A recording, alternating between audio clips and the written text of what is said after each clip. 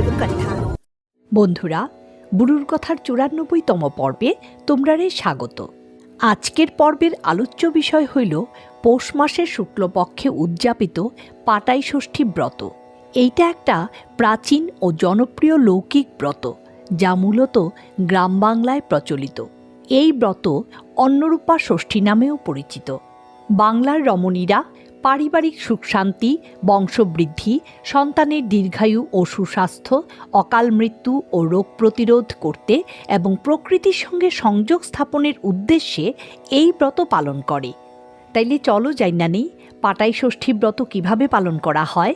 তার আগে নতুন বন্ধুরা আমার চ্যানেলটারে তোমরা সাবস্ক্রাইব করে নাও, আর সম্পূর্ণ তথ্য জানতে ভিডিওটার শেষ পর্যন্ত সঙ্গে থাকো। দেবী ষষ্ঠী। স্কন্দপুরাণ অনুযায়ী মাতা ষষ্ঠী হইলেন ব্রহ্মার মানস কন্যা, যার অপর নাম দেবসেনা, যিনি কার্তিকের স্ত্রী। মতান্তরে যেহেতু ষষ্ঠী হইলেন দেবী দুর্গার অপর এক রূপ, তাই তিনি কার্তিকের জননী অর্থাৎ কাত্যায়নী।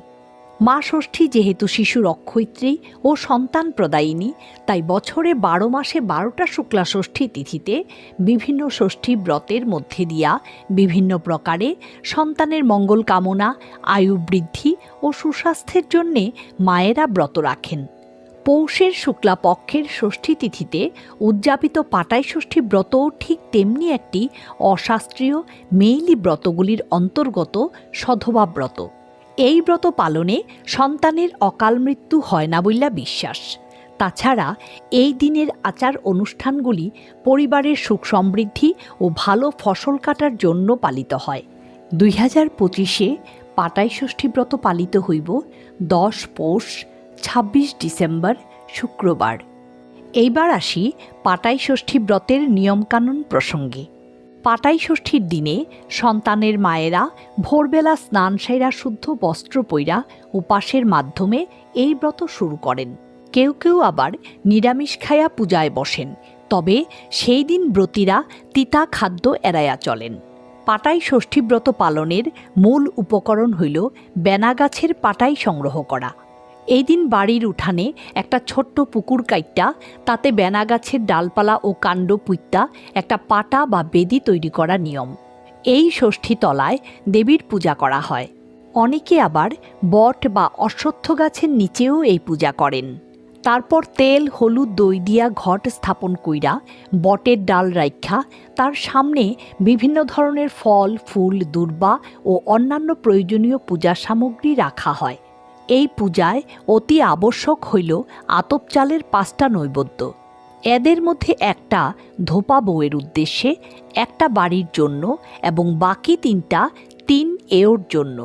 লোকবিশ্বাস, এই নৈবেদ্য ৫টা পঞ্চতত্ত্ব মানে পৃথিবী, জল, অগ্নি, বায়ু ও আকাশ জীবনের এই ৫টা মৌলিক উপাদানের প্রতিনিধিত্ব করে। ফলে দেবী ষষ্ঠীর আশীর্বাদ এদের মাধ্যমে আকর্ষিত হয়। তাই ৫টা চালের নৈবেদ্য শুধু একটা উপকরণ নয়, এটা পরিবারের, সমাজের এবং প্রত্যেকটা মানুষের মঙ্গল ও সমৃদ্ধি কামনার একটা গভীর প্রতীকী প্রথা। চাল বা অন্ন নিবেদন করলে দেবী ষষ্ঠী প্রসন্ন হন বইলা বিশ্বাস।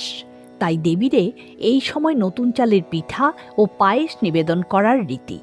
এই পূজা পুরোহিতের করতে লাগে, তাই বিভিন্ন মন্ত্রপাঠ ও ব্রতকথার মাধ্যমে পুরোহিত পাটাই ষষ্ঠী পূজা শেষ করেন। পূজার শেষে প্রসাদের দই হলুদ মিশ্রণ দিয়া পরিবারের সদস্যরার কপালে তিলক পরানো হয়। এরপর হলুদ মাখানো রক্ষা সুতা সন্তানের হাতে বাইন্ধা দই চিরা দিয়া মায়েরা তাদের ফলাহার করান। তারপর প্রসাদ বিতরণ হয় এবং ফলমূল খাইয়া উপাস ভাঙে ব্রতীরা।